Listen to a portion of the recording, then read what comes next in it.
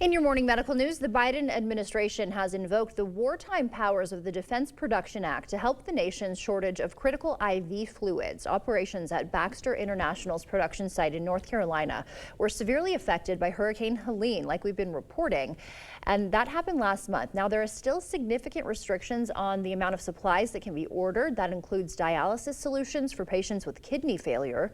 The company hopes to have phased restart of production by the end of the year.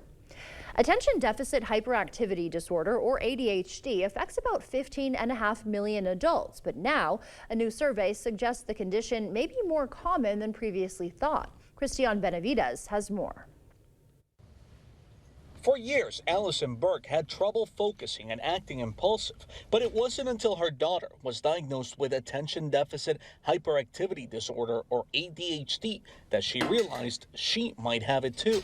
It was literally like lightning bulbs, just every 2 seconds were going off. And I kept thinking, well, this sounds so familiar. She was diagnosed at 42 years old. It was just so validating because I really thought my whole life up until that point that there was something wrong with me. A new survey from the Ohio State University Wexner Medical Center finds 25% of adults suspect they have undiagnosed ADHD. Only 13% are actually talking to their physicians about it. So it sounds like there may be some self-diagnosis going on that can impede getting the appropriate treatment. Psychologist Justin Bartarian says diagnosing adults can be difficult because symptoms can be similar to mental health conditions like anxiety and depression, which is why it is critical to talk to your doctor. The most effective treatment for ADHD is stimulant medications. And then in addition to that, cognitive behavioral therapy focused on executive functioning skills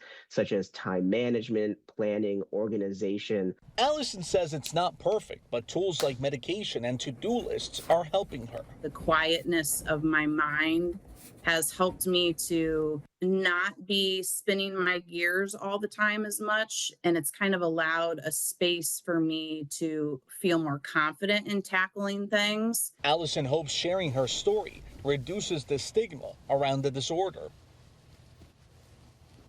For adults, ADHD symptoms can also include difficulty focusing on tasks, feeling restless, and talking excessively.